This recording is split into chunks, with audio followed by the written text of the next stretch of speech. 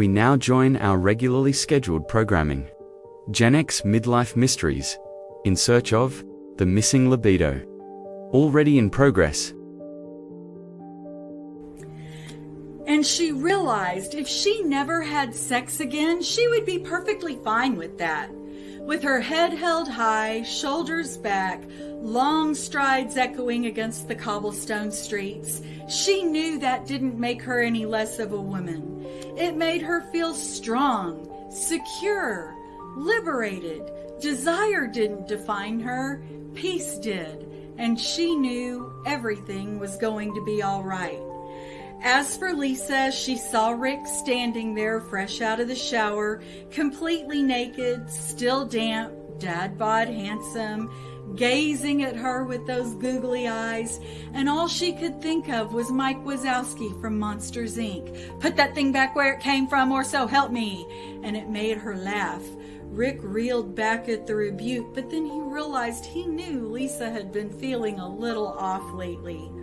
While the hurt in her husband's eyes tugged at her heart, she knew this wasn't about whether or not she loved him. She did. This was more about her own changes, hormonal changes, physical changes, emotional changes. So she sat him down. She told him what she'd read in the free HIVE Libido guidebook, that desire doesn't disappear, it just needs a different invitation.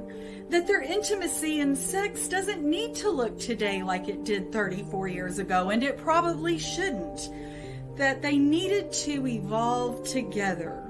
Creams, oils, toys, not in shame, but in celebration. That weekend, they found a rhythm that honored who they were now. And as it turns out, everything is going to be all right.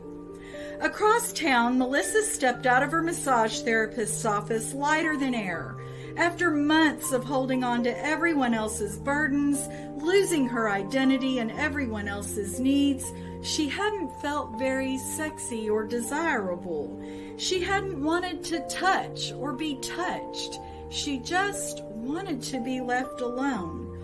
She felt weighed down, both mentally and physically. But this day, she finally let go. She put herself first, without feeling guilty. As her massage therapist worked the tension out of her shoulders, her back, her hips, she started to feel grateful for the body she was in, for the first time in what felt like years. That walk up the driveway never felt so luxurious. And when she walked in and saw her husband standing there with an apron on and dinner sizzling, she came up behind him, wrapped her arms around him, kissed him on the neck, and said, "Honey, I'm home."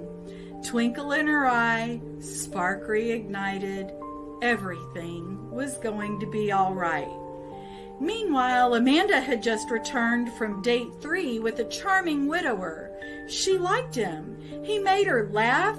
He was smart, handsome, and attentive. But sex, she just wasn't ready yet. And for the first time since her teens, she didn't feel like she had to explain why. Her sister had sent her the Libido guidebook, and it reminded her desire doesn't run on anyone else's timeline. She was content to explore this journey slowly, and she knew everything was going to be all right.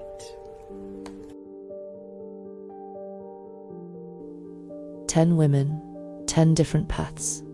Some reigniting their spark, some redefining it, some laying it down entirely and claiming peace instead.